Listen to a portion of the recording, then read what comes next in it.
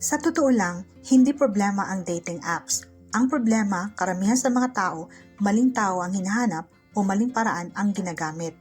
Kaya kahit naka 100 matches ka na, nakailang talking stage na, nakailang first date na, parang wala pa rin napupuntahan.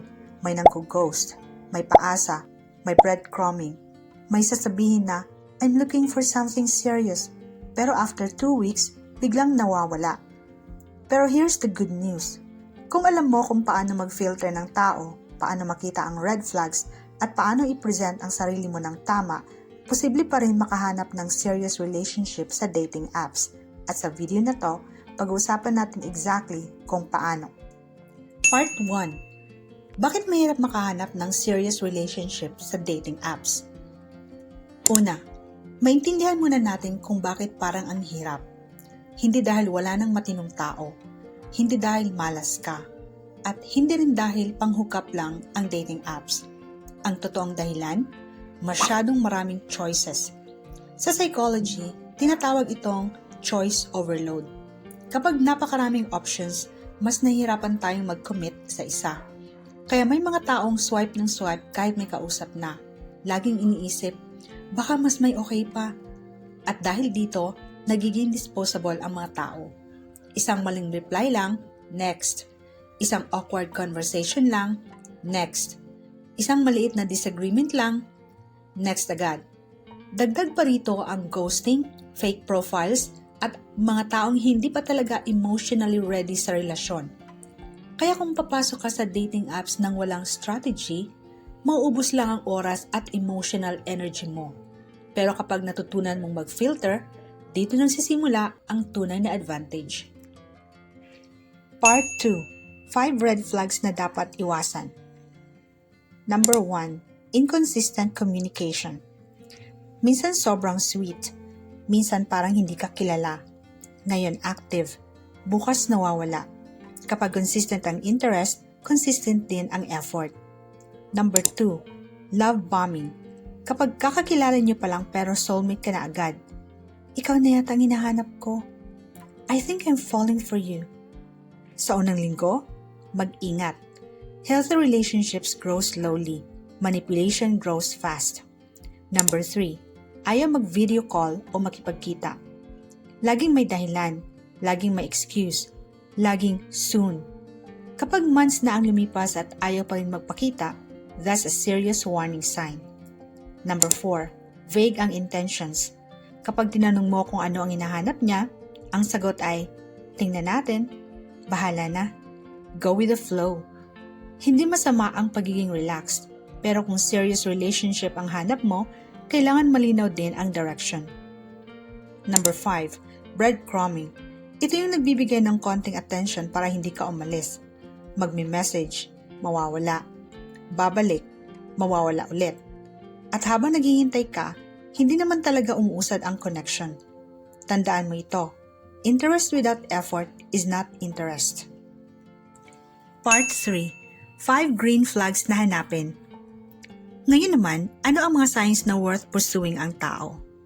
Number 1. Consistent siya. Hindi kailangang buong araw magkausap, pero predictable ang effort niya. Hindi ka nalilito, hindi ka nangangapa.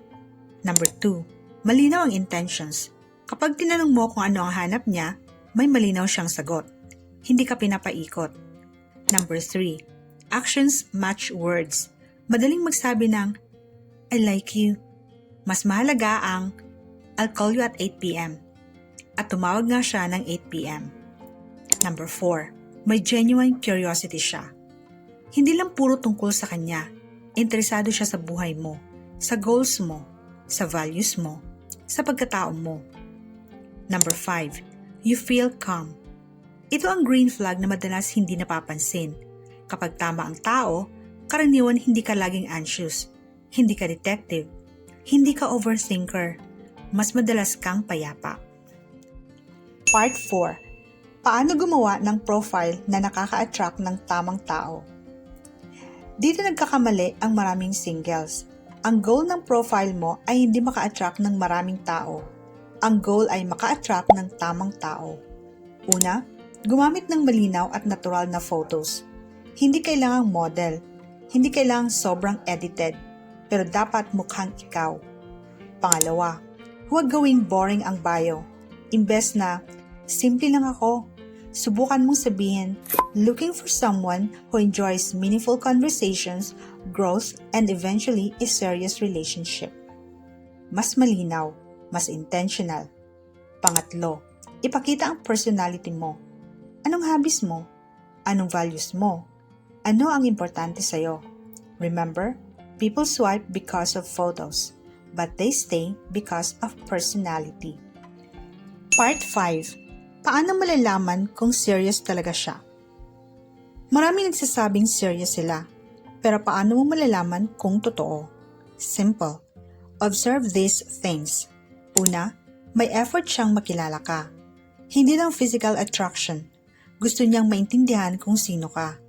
Pangalawa, may plano siyang makita ka sa totoong buhay. Hindi habang buhay na sa chat. Pangatlo, kasama ka sa future conversations niya. Hindi naman kasal agad, pero may sense na nakikita ka niya sa future niya. Pang-apat, hindi ka niya ginagawang option. Hindi ka lang kinakausap kapag convenient. At panghuli, hindi ka nalilito sa intention niya. Kapag seryoso ang tao, kadalasan malinaw, hindi perpekto, pero malinaw. Part 6. Mga karaniwang pagkakamali ng single sa dating apps. Ito ang mga pagkakamaling paulit-ulit na lumalabas sa research. Una, masyadong mabilis ma-attach. Pangalawa, ini-ignore ang red flags dahil attractive ang tao. Pangatlo, naghahanap ng chemistry kaysa compatibility. Pang-apat, sobrang tagal sa talking stage.